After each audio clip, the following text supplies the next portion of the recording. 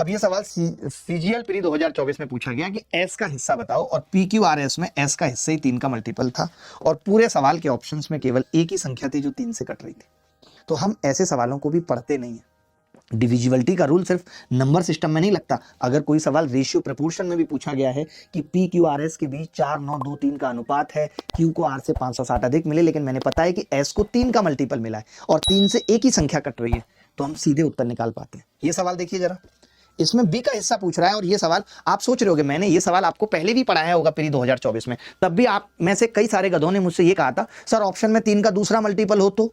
सोचो आपने कहा, मैंने यहां चिल्लाया और एग्जामिनर को चैलेंज किया कि डालना 3 का दूसरा मल्टीपल, फिर भी वो बदतमीज एसएससी सीएचएसएल 2025 के सवाल में 3 का मल्टीपल नहीं डाल पाया, डाल ही नहीं पाया, वो कहते कहते भी नहीं डाल पाया। आप सोचिए यहां पे भी जो बी को हिस्सा है वो 3 का मल्टीपल है और पूरे सवाल में 3 का मल्टीपल सिर्फ एक ही है। 3 का मल्टीपल बताओ आप।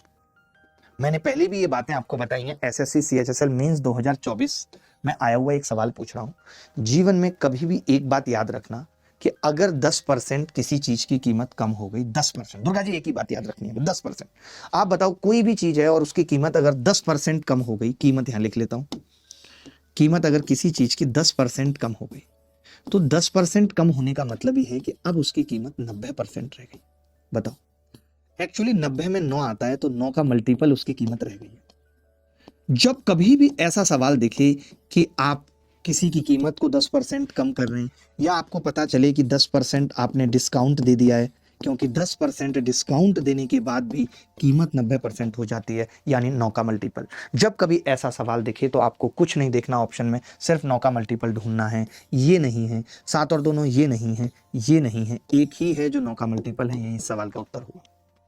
आप समझ गए मेरी बात को? किसी बच्चे को डाउट है, क्यों सीख रहे? क्या सिर्फ नंबर सिस्टम का सवाल आएगा और हम उसका इंतजार करेंगे? बताओ आप मुझे, बेवकूफ हैं हम।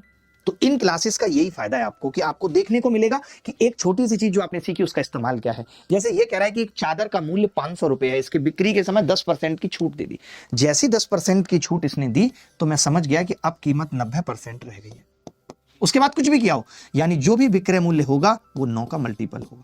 आप देखिए कैलकुलेशन भी इस सवाल की करते तो कितनी टिपिकल और परेशान करने वाली होती। तो आपने देखा कि जी अब नहीं होगी, 4 और 3 7 और दोनों ये नहीं कटेगा, 7 5 12 और 6 18 ये कटेगा 9 से। यही आंसर है, क्योंकि ये भी 9 से नहीं कट रहा, ये भी 9 से नहीं कट रहा। क्या मैंने गलत पढ़ाया आपको? क्या मैं ये बताऊंगा तो इससे आपको फायदा नहीं होगा? आपको चीजें दिमाग में बैठ जाएंगी कि अच्छा हमें ऐसी जगह लगाना है। जैसे आप ये सवाल पकड़ेंगे 10% माइनस, आप समझ जाएंगे 9 का डिविजिबिलिटी चेक करना है।